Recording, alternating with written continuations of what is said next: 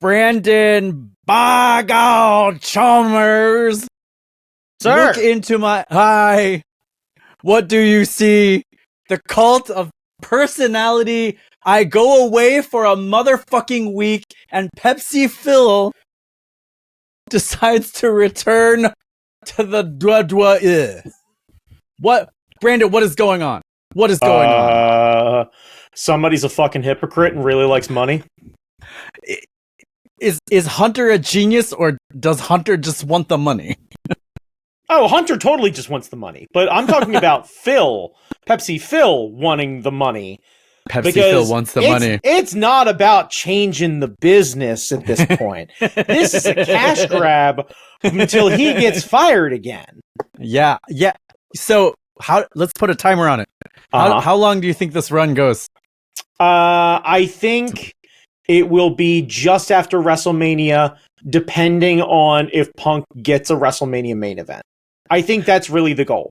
That's the question. Like, he comes in, squashes whatever they were running up to. Like, who is going to be the main event at WrestleMania? Dwayne Johnson and Roman Reigns, night 2. What? The Rock is back? Yeah.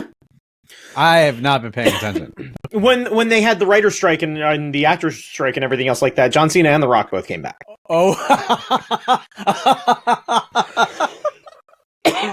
So my bet is that they're going to have Dwayne come in and do one more thing. Now, it could be a night 1, night 2 thing. I doubt it, but initially, I think the idea was, it was like Dwayne coming in and taking on Roman and beating Roman, but not for the title, and then Roman being a broken man takes on Cody night 2 for the belt. Cody finishes the story, and then that's essentially I see. Roman takes, I don't know, 4 months off or something like that, and lives on an island somewhere and has a chance to relax because he's been running this fucking sham forever. Yeah, Jesus. Now it's probably going to be Pepsi Phil and Seth Rollins taking on each other at WrestleMania and probably night 1. And then maybe not even Cody Rhodes in that main event spot. Because if you got Dwayne Johnson, what do you need Cody Rhodes for? Yeah. But yeah. Yeah, but this is the thing is, everyone who was at the top of the card suddenly just dropped down one rung for somebody who sucks. Yeah. I mean, the work was definitely, and it's been openly agreed upon that Seth Rollins flipping out at the end was all complete work. Like there's no way Michael Cole is holding anyone back. No. But Drew McIntyre apparently getting pissed off and storming off may have been legit. I just want, if I was in charge of anything and Drew McIntyre wanted something, and if it was within my power to make that happen, that man would get whatever he wants. They still haven't figured out a contract for him, and his contract expires like right after WrestleMania. So that is absurd. You've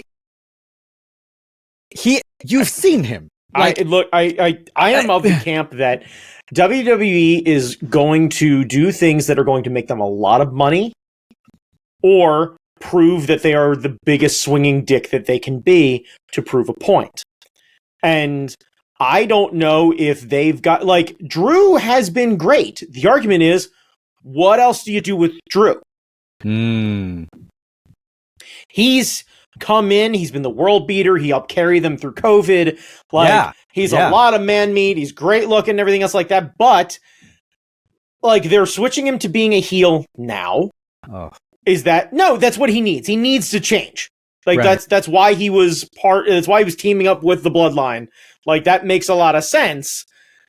So, like, I can get that, and he's going to chase after Seth Rollins for the title for a bit and everything else like that, and okay, no problem. So that means probably Drew and Seth are going to take on each other for the title at Rumble, which also eliminates both of them from the Rumble. But it seems like that's not going to happen now because Seth exploding at Punk, that's probably, they're going to go that way and drop whatever they were doing. They can do both, because on Monday, Seth was basically jawing off with Drew. So that's going to be the thing that happens. And Punk can dip in and out. If you honestly think Punk is going to touch a wrestling ring before Rumble, I think you're out of your mind. I think he is going to hang out in the background. He's going to show up on things and he's going to talk shit. By the way, his first promo was not that impressive. I didn't see the promo. I saw the clips on the social media, and I didn't see his promo. It just saw him walking down and Seth Rollins yelling. Right? Yeah. Oh no! I'm talking about on Monday Night Raw. He didn't say anything at SummerSlam. Oh! I didn't see his promo. Yeah, No, it was milquetoast. Like you can tell, at least from my perspective, you can tell he had a writer rein him in, and I don't think he likes that very much. He said he was here for the money. Yeah, right. And that was kind of the line afterward that he didn't say into the mic is, "I'm here for the money." He said it. So, he said it loud enough for somebody to pick it up. Right, loud enough for somebody to hear, and that's kind of the idea. So, but I don't expect him to be wrestling. WWE's a dead time in December. Yeah. When is Rumble? January. Ooh. So why not? Brandon, what are we doing for Rumble? Fucking coming over and watching the Rumble, like the foods. Yeah. Hell yeah. But the point being is, why waste Punk's capital? Because we also don't know how many dates are on his contract or anything else like that. Right. Is he up for a full-time schedule? Like, is he traveling? What's going on with any of that? Yeah. I'm curious to see where that goes, because he's also been one of the biggest arguers about Saudi Arabia. Yeah. And openly calling it blood money and everything else like that. Like, does that mean that they can't put the strap on him? Because he won't be able to go. Or is he going to have to apologize? How much is he actually into it for the money? How much of the money is he into? Is he willing to publicly change his tone for the money? Is he willing to kayfabe his way through that? I don't know.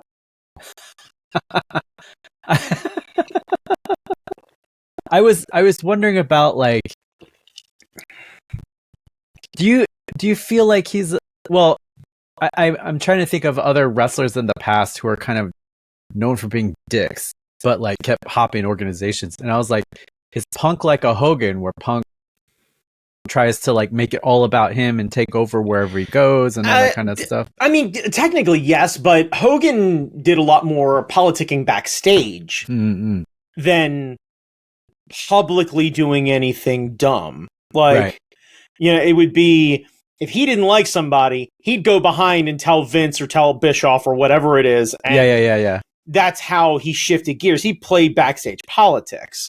So, but like, is Punk like a modern version of that, where it's, instead of just playing the backstage politics, he does everything in your face?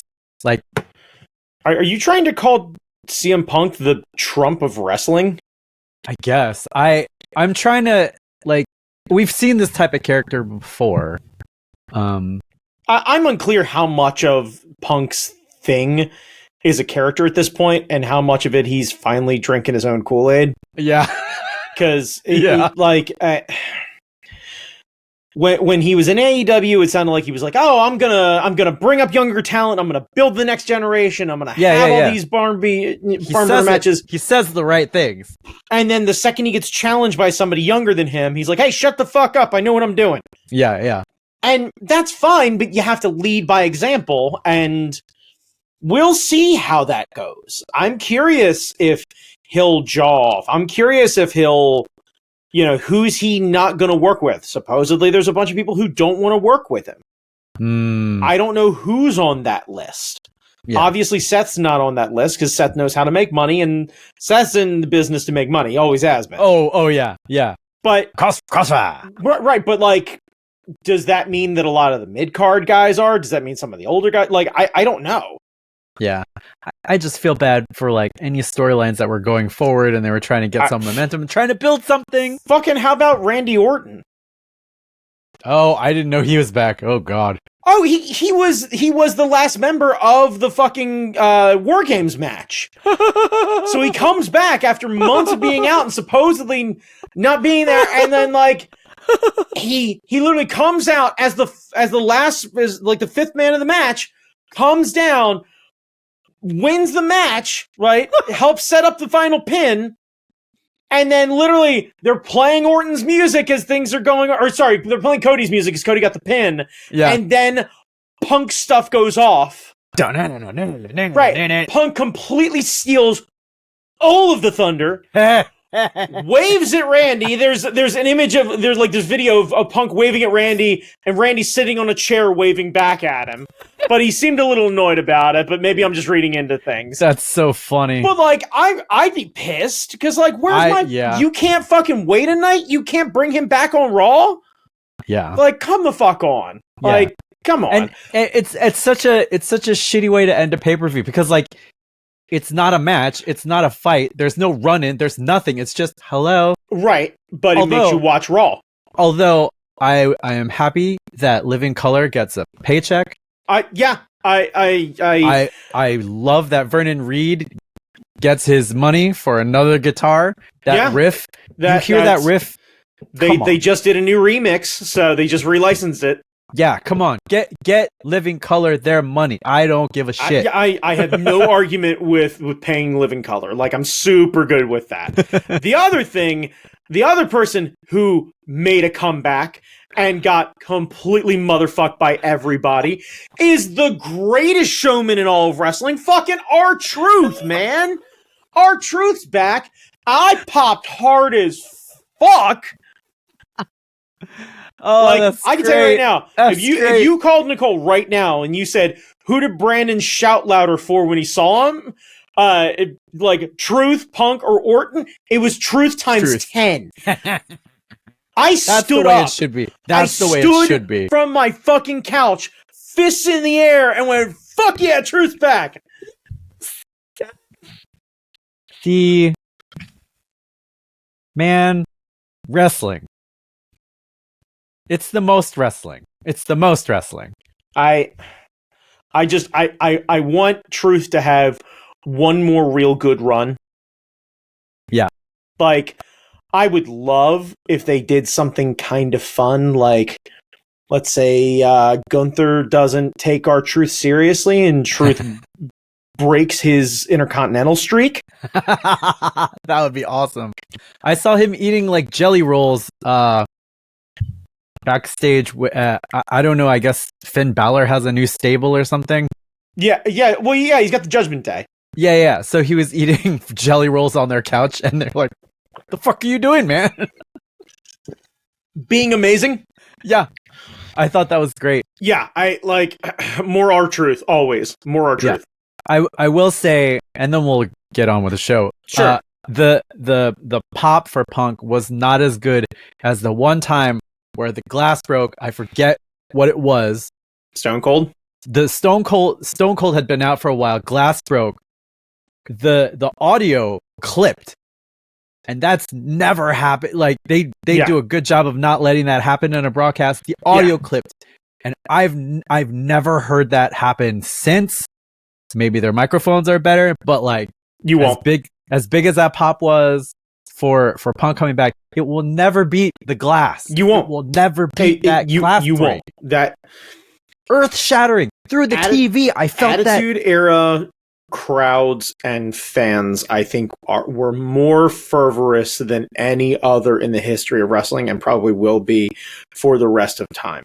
Yeah. I don't think the wrestling is better.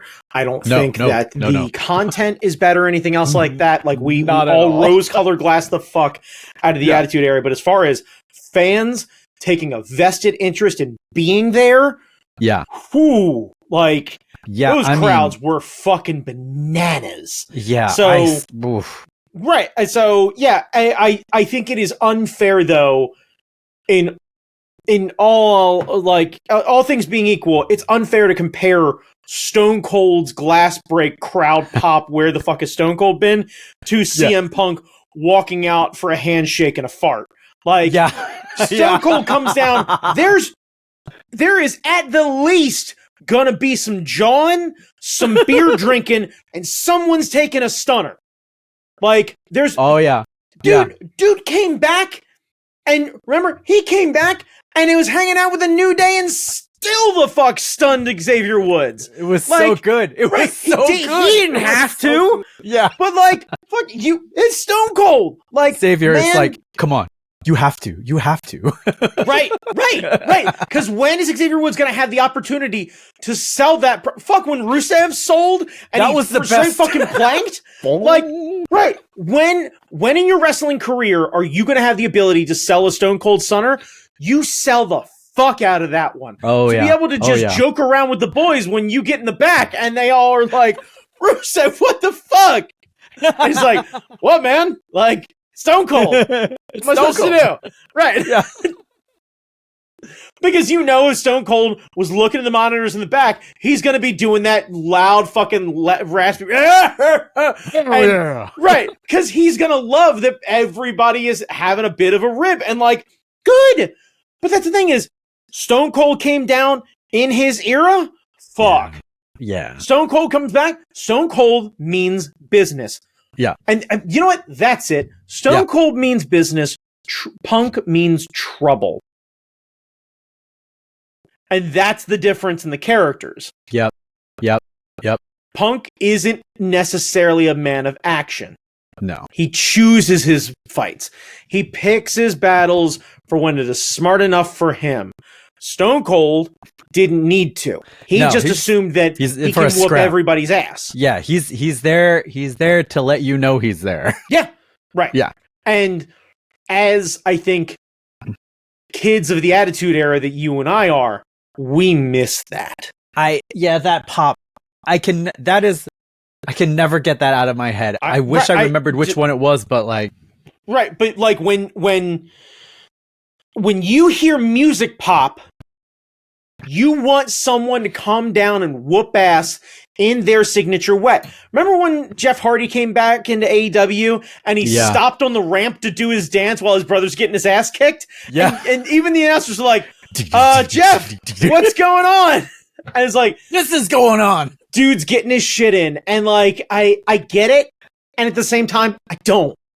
Because if you're there to rescue your brother, rescue your brother. Yeah, but you gotta get the dance in. That's why I'm wearing the Wraith pants. No, that's why I'm wearing the Wraith pants. No, that's why you come back the next night and after the pay-per-view, and when the crowd is super hyped to see you, then you play up the dance. Or what is it? Is it this? Yeah, just like you. So when we saw it, we were like, "Oh, Jeff, come on, man! No. But yeah, we have an expectation as Attitude Era fans that when the music hits in the middle of something going on, you're gonna come down and cause a little hell. Yeah. And the theme songs told you, like, get the tables. When the fucking missiles hit and the fucking Dudleys, come on. The fucking King of Rock DX remix with Run DM motherfucking You know what, C? to be fair, DX definitely played a lot more games, and we didn't necessarily expect them to come down and kick ass. We expected them to come out and mock whoever was there and be fun. Right. But it set a tone. You knew what was going on. Yeah. You know what I mean? Like, Nation of Domination's music came out, and depending on what was going on, it was either going to be a mocking segment, a warning, or them coming out, starting a mocking segment, somebody like Stone Cold in the ring, jawing off, and then Nation coming down and Stone Cold fighting fucking everybody. Like, there was a certain equation and a certain predictable math that I think we as, honestly, television viewers, you like a character, you start to expect certain things out of this character. And when they do something great that is a character building when Archie Bunker suddenly decides that maybe I'm the wrong one here, that's character growth. Yeah, it but is. What we are really expecting is when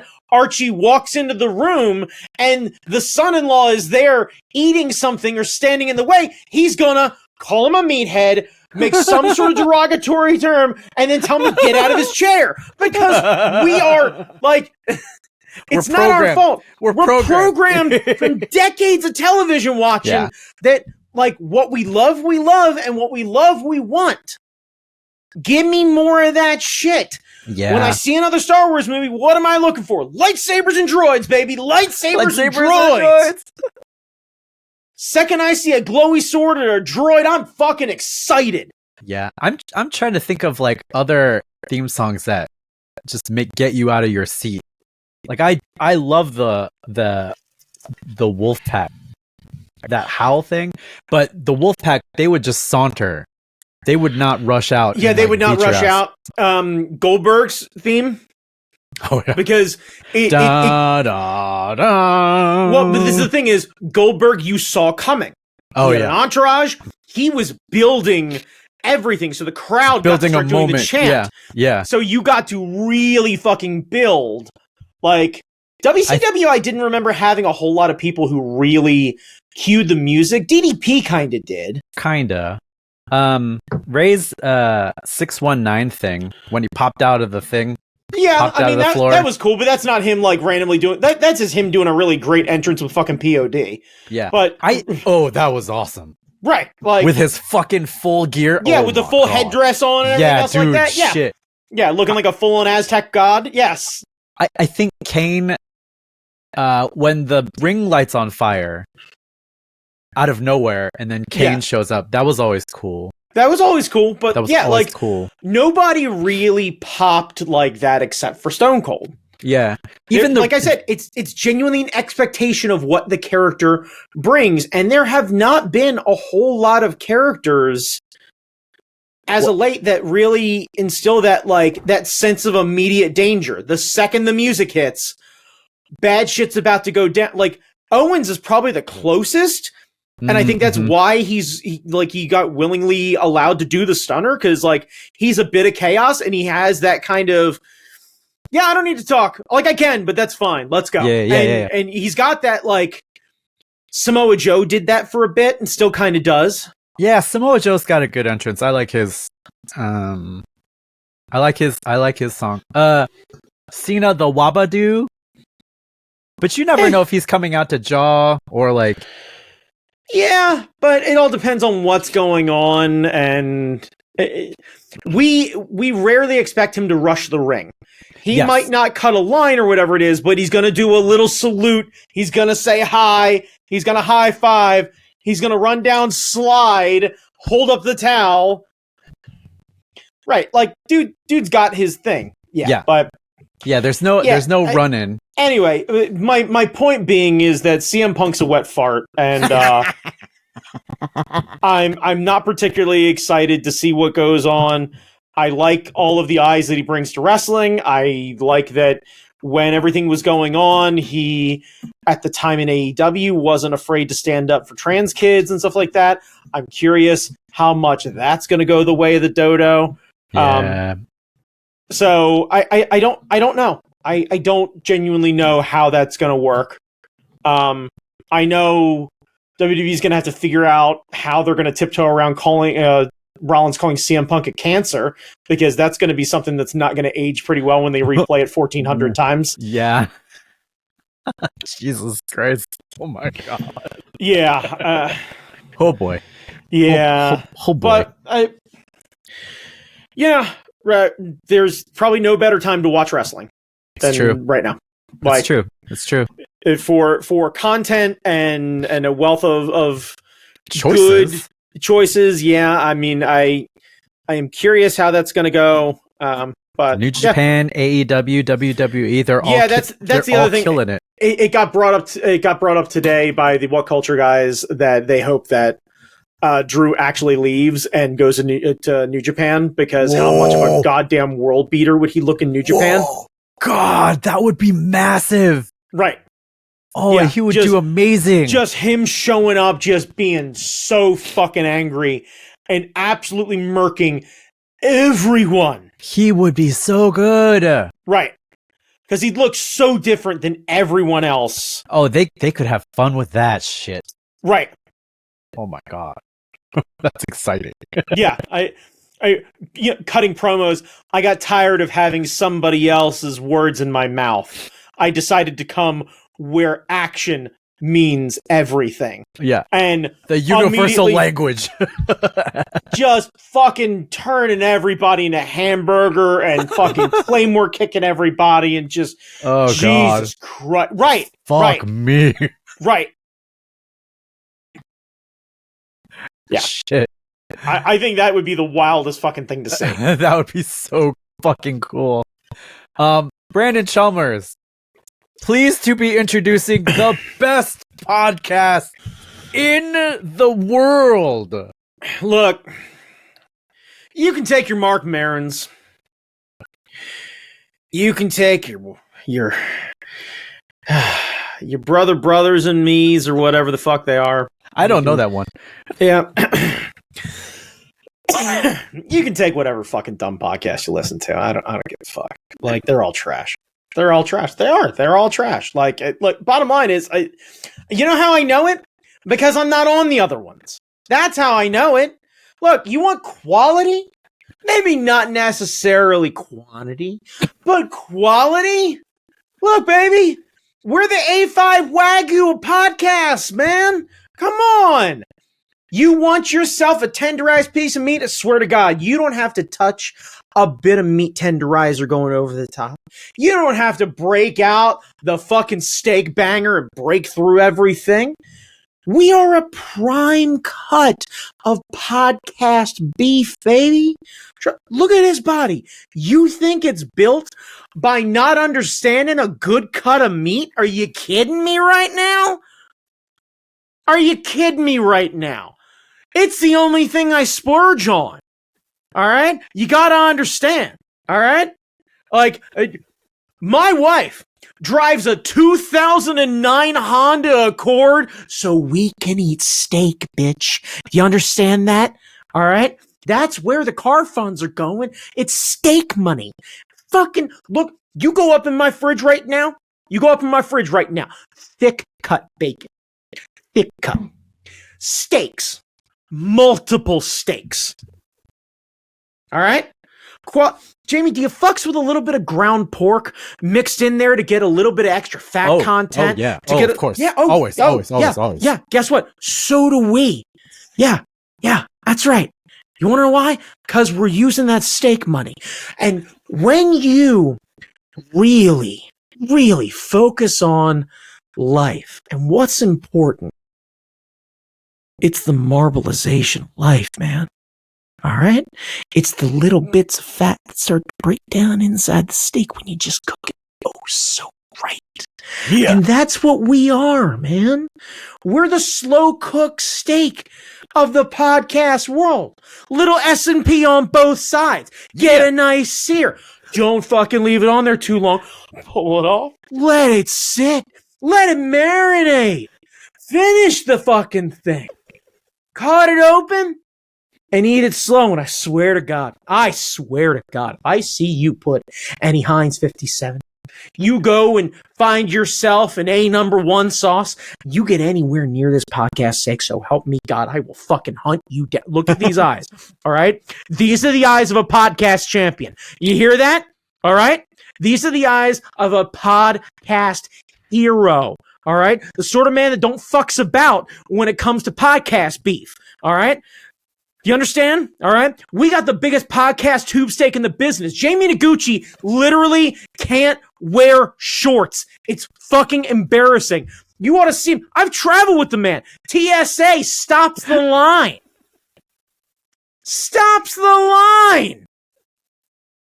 Wonders. Asks him. What? Excuse me, sir. Look, I don't mean to press or anything else like that, but you do know you can travel with a summer sausage in your carry-on. It's okay. You're like, hey, no. I mean, I did nickname it Hillshire Farms in high school, but no, that's not, yeah. Anyway, yeah, like, anyway, I digress. The important thing is Jamie Noguchi's cock and how good this podcast is. So, We are the fucking Do-It-Cast, part of the Hard Knock Media podcasting network. Now, when I say Hard Knock Media, I mean NOC as in Nerds of Color.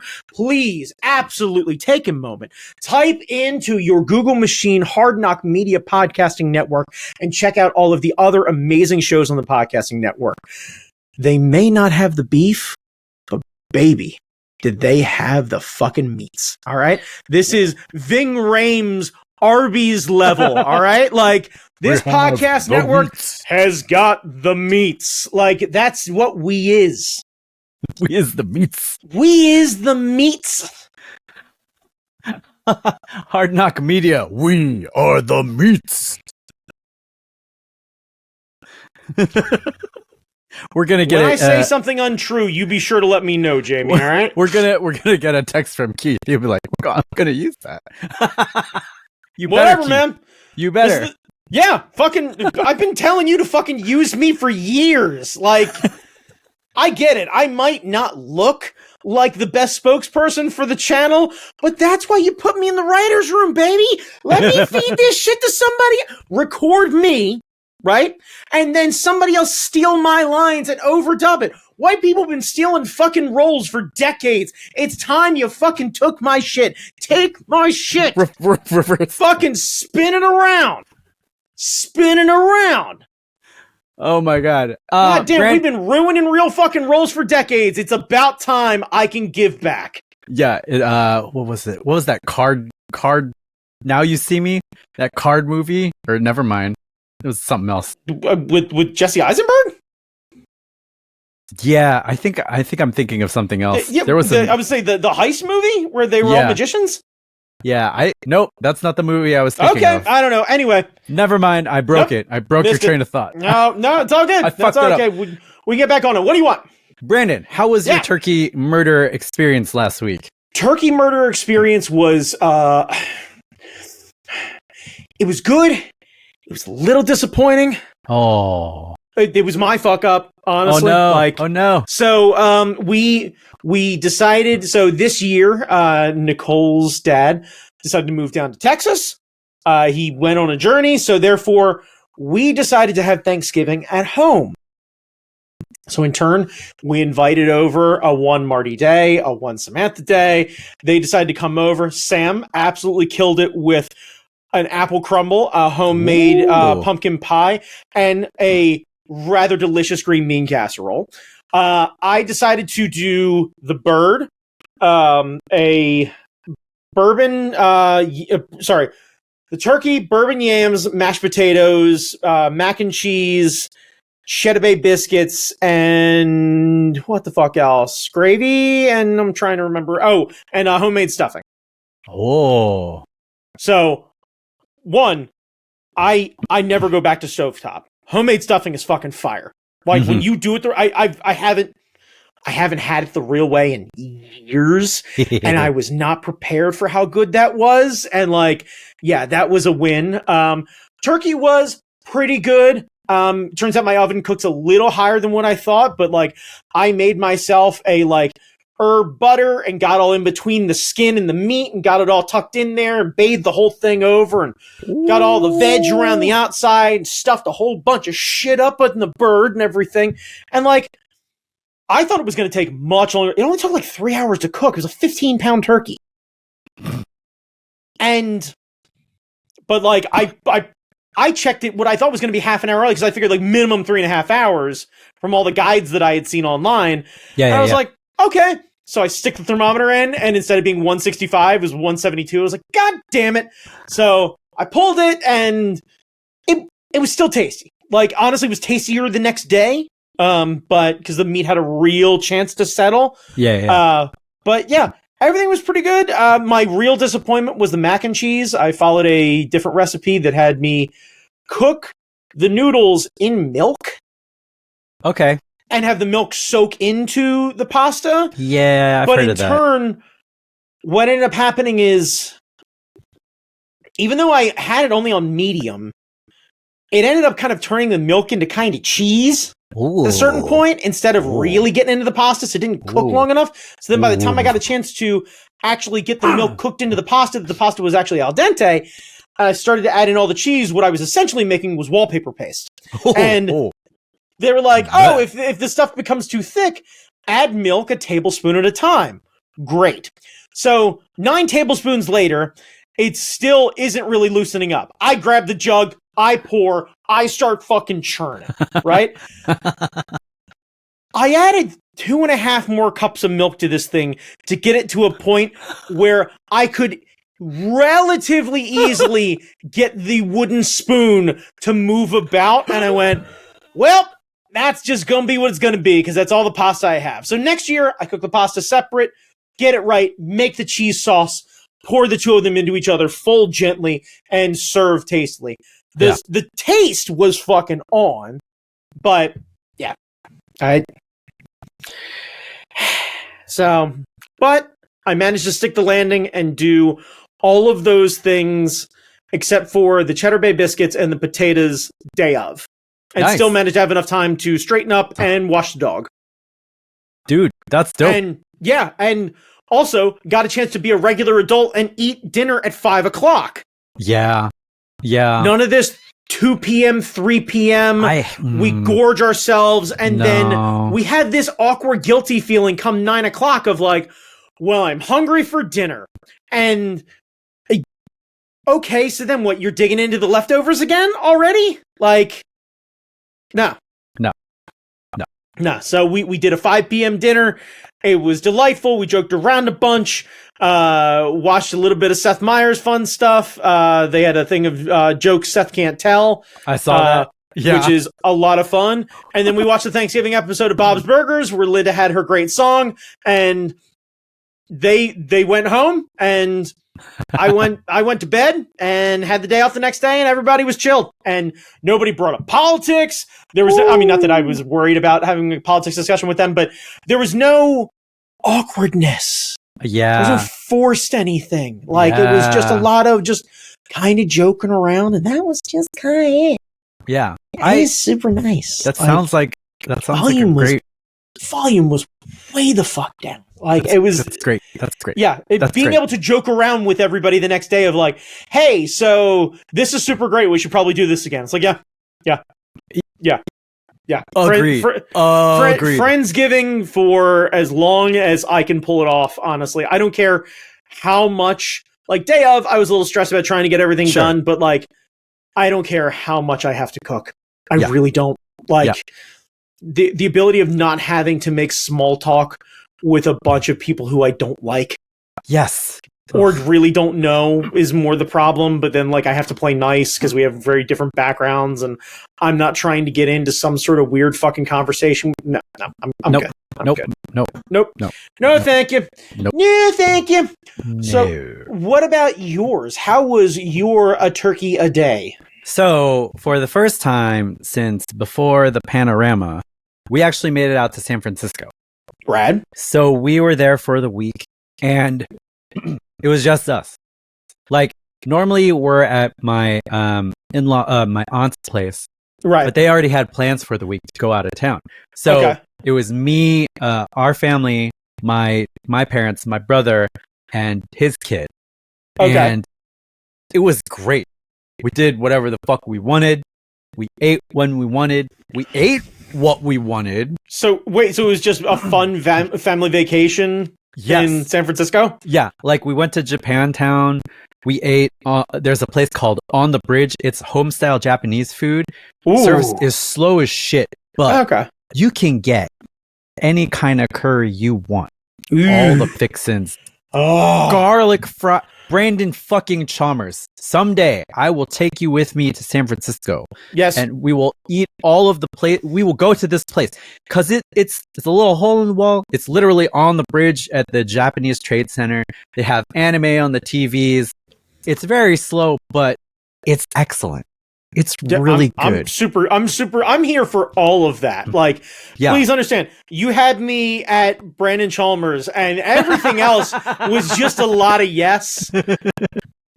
Like, food adventures with you have proven to be 100% out of, like, 100 out of 100 every time. You're like, hey, let's go try and do a thing. It's like, okay. Because even if we don't stick the landing, you will acknowledge it before I will, and then immediately like, so fuck it, let's go try and find something like terrible or meaty or some sort of rat ice cream thing or something like that. We got to make up for that shit. That ain't right. Like the time we went to Honey Pig in Rockville. Jesus Christ, what the fuck? Yeah, I genuinely think we've been spoiled.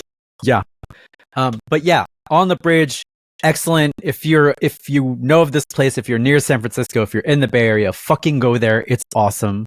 We actually had sushi in San Francisco for the first time ever. I've never, like, all my years going there, I've never eaten sushi, and I don't understand why. There's places the Chili's in downtown San Francisco is a banger. Yeah, sure. But there's a place that does bullet train sushi, and so you order it on a computer, and a little mini bullet train drives up to you, stops, delivers your sushi, and you send the bullet train back. It's so cool. That's awesome. So fucking cool. And it was so good. It was great. We went to the climbing gym. There's a climbing gym there. We've never been to the climbing gym because there's always other stuff to do and make sure everybody has there's shit to do. And we're like, no, we're going to the climbing gym because we're all fucking climbing nerds. Nice. And your mom flashed a V4? Is that?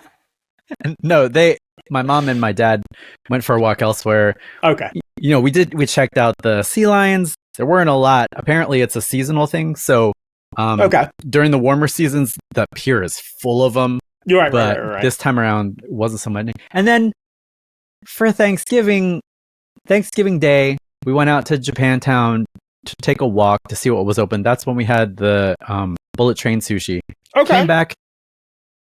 Hazel was watching NCIS with my parents. We binged all of season 1 on Thanksgiving Day, and Hazel was just there watching the whole thing with us. And Thanksgiving dinner was frozen pizza, and it was amazing. Nice. It was fucking amazing. No stress, like no weird hours. Yep. Like and the delightfulness that is Mark Harmon. I mean, come on. Yeah, come on. Like, it was perfect. It's what it's all about. I think we've really hacked Thanksgiving. Yeah. Like, I'm relatively convinced because, like, I'm seriously debating 86ing the turkey next year. Yeah. I don't know what other main I'd end up going with. Yeah. You could do a deconstructed turkey. Like, you could get the thighs or you could get the breasts and do them separately. Then you can control the temperature a little bit more. I was afraid it wasn't going to cook properly because I was debating doing turkey breast tenderloins. Ooh. But the wife really likes dark meat. And, like, what I really would love is to have the pan and everything else. I got to actually spatchcock the thing. Yeah. But I don't have a reason to do that because I cook it once a year and the pan's just going to end up taking up fucking room.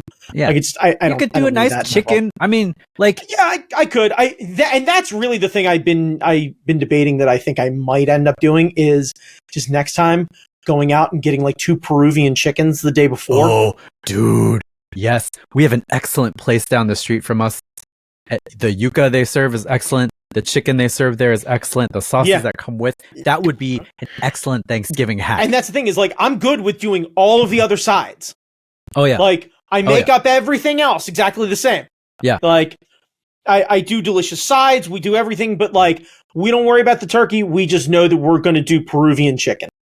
Yeah. I don't worry about it at all. All I got to do is just throw it back in the oven, heat it up a little bit. Just heat it up just a little bit. That's the fucking way to do it. Oh, and then we got home and Lauren visited from Chicago. So we had second Thanksgiving at Audrey's folks' place, and it was stupid simple. We had a brunch, and I forgot what we had for dinner, but it was very simple. Like no big chicken, no big to do, no eating at weird times, it was just Why have we tortured ourselves all this fucking time with Thanksgiving? White people. Yeah.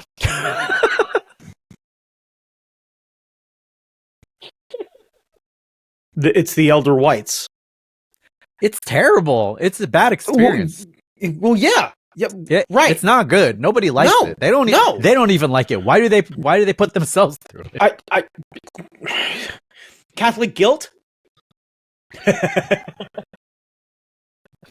But you do understand that, like, while a lot of the people who would celebrate this aren't necessarily Jewish, we understand atonement.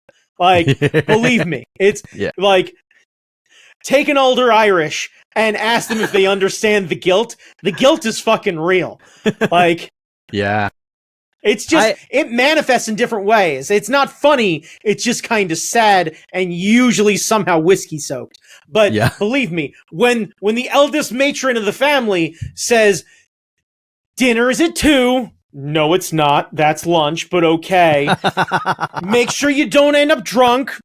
No, that's not going to happen either. Yeah. You know, like, that's just how this works. And everybody breaks apart. And it's been that way in every different family that I've ever been a part of. And like, it's never a fun experience. It always feels like a joint obligation where we all sit together and have a meal that we wouldn't normally have, but not one that we're all excited about. Yeah, like, what the fuck, man?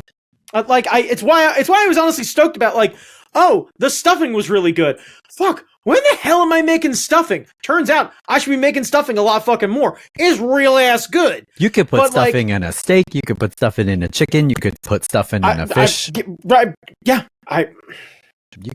stuff the stuffing. It's stuffing balls like risotto. It's just tasty. It's just tasty. So this brings me to the next question. When are we doing Sheetsgiving? You asked this, and I have no fucking idea, because, like, I'm looking at schedules, and I'm like, how the fuck do I stick this landing? Because between... I'm doing Ocean City Comic Con with Nicole, so that takes out, not this coming weekend, but next weekend. Danny Ocean, that's right. Danny Ocean. You guys know where we're going to be during Santa Con? Ocean City, that's right, babies. You know what's going to happen? I'm going to get finished in our fight. I'm going to head out the road walk. I'm going to get me a crush or two. I'm going to start driving everybody back, and then all of a sudden, it's going to be blammo! 1,400 Santa Claus just crossing down Coastal Highway, just doing a congas line, just elves, elves, and just partying their way through, just saying ho ho ho, oh no no, and and then we've got, but it's not. Well, kind of family Christmas thing, but then also friends Christmas thing on both days on the 16th, I think. Wow. And then we've got Nicole's dad's side of the family where it's like, because he's one of 9 and then they all have kids. Whoa. So supposedly the guest list right now is 40, but I think it's going to be closer to 60. Yeah. So New Year's Sheetsgiving. Yeah, right. Yeah. This is the problem, is like, I don't know when the fuck we stick the landing. Yeah. Well, I figure New Year's we could still celebrate by going to a Sheets and eating terrible food. Yeah, I mean, reasonably we can kind of do it anytime, but... Yeah. Oh, for those who are new to our podcast, can you explain what the Sheetsgiving celebration entails for newbies who are unaware? All right, let me see if I can do this proper. Many years ago, in the ye old times, in the ye old times of 2011, maybe 9. Anyway, I would end up going to Thanksgiving with my significant other at the time to go do whatever the fuck they would end up doing. 2 p.m., blah, blah, blah. And you end up getting done around like 7 o'clock. And then in the latter years, people started shopping on Thanksgiving. Stores started to be open on Thanksgiving, and that's when Black Friday deals would start. Now, a one Marty Day from Super Art Fight would also end up doing Thanksgiving with parents or significant others or what have you, depending on the year, and then would be in the same boat.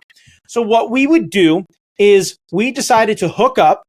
We would then go around to the different stores watching the aftermath of everything, because we'd hit everything like an hour late than everything else, and hopefully pick up a deep discount video game or something like that. And then we would drive up to the nearest Sheetz, which was in Harford County, and we would celebrate what we called Sheetz Giving. It was essentially like second breakfast sort of thing. It was 11sies for Thanksgiving, and it was essentially a Friendsgiving between two people, because we got to basically spend the time doing post game, where we got to complain about our dinner and all of the bullshit that went along with it. It was a nice chance to kind of decompress from a holiday.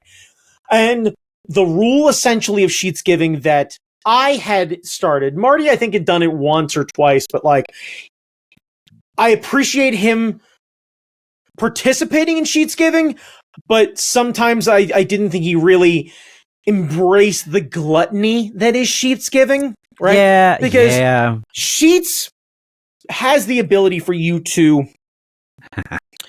order some real fucked up shit, right? Yes. Because it will, like, you could, let's say, pick a pulled pork sub, right?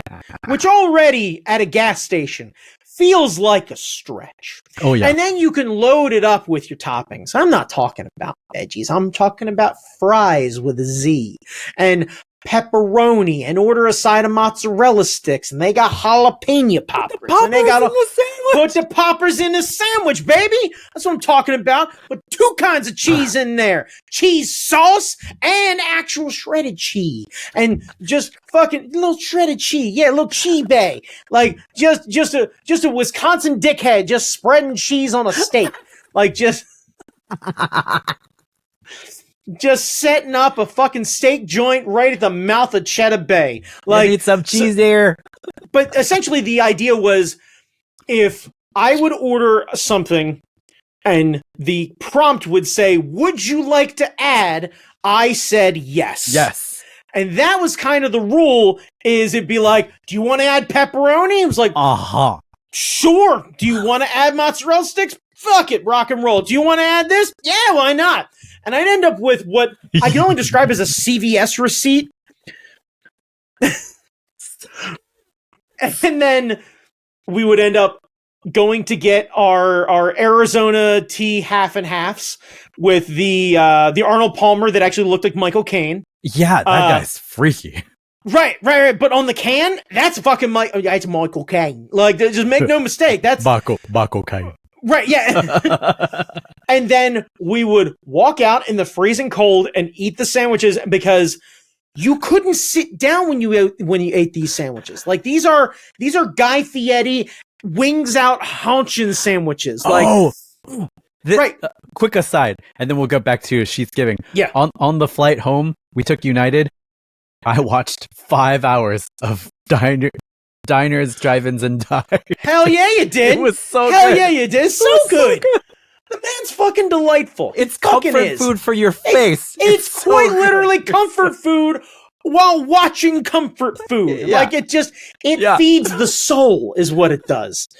All right, so continue. Yeah, anyway, so we had to, we set up on the trunk of my car, and you ate. And you fucking got into it. And usually Marty get down with some sort of ridiculous burger, because he wasn't trying to kill himself, but he'd get something hearty, and then usually some Wisconsin mac and cheese bites.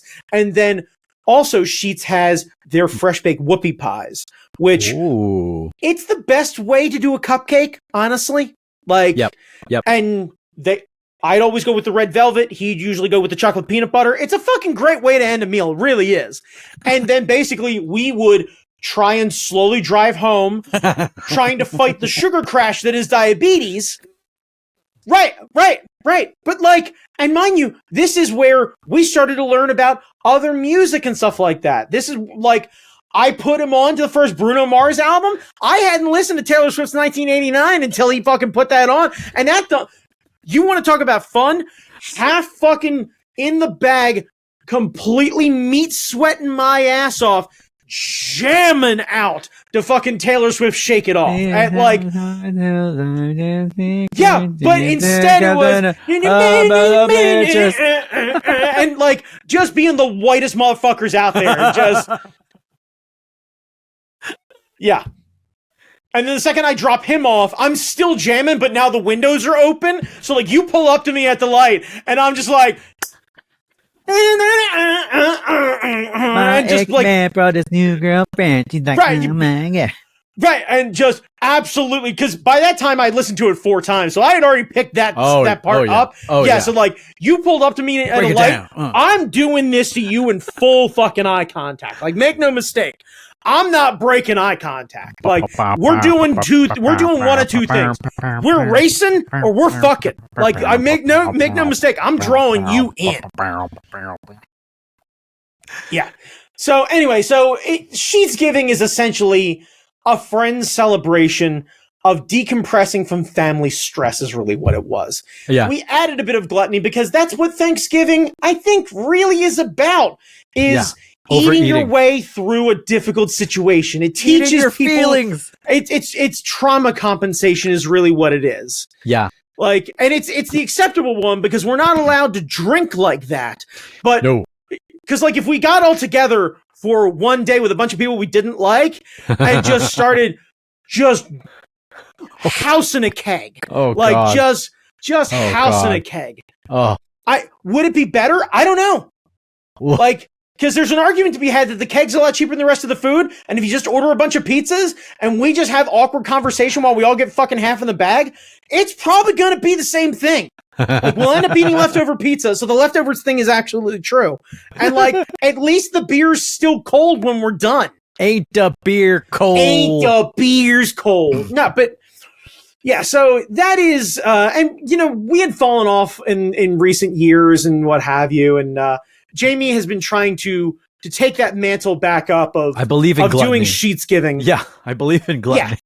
Yeah, we believe in gluttony. It's the best one. It's the best one. The last time we did this, we brought a one Brian Prindeville, who we do not see enough, out with us, and apparently it was his first Sheetsgiving, not a surprise, but also it was first Sheets experience. That's a surprise. And it's not, because he's a clean, living, responsible human. I guess. Remember? Yeah, that's true. He's here for a long time, not necessarily a good time, Jamie. Like, it's...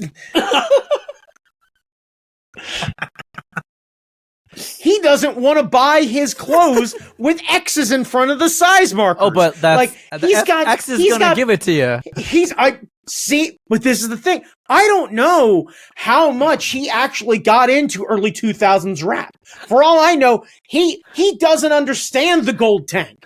He doesn't get the allure of making him say like, it's not his fault.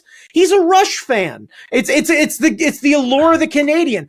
I think that early 2000s rap may have accidentally eluded them.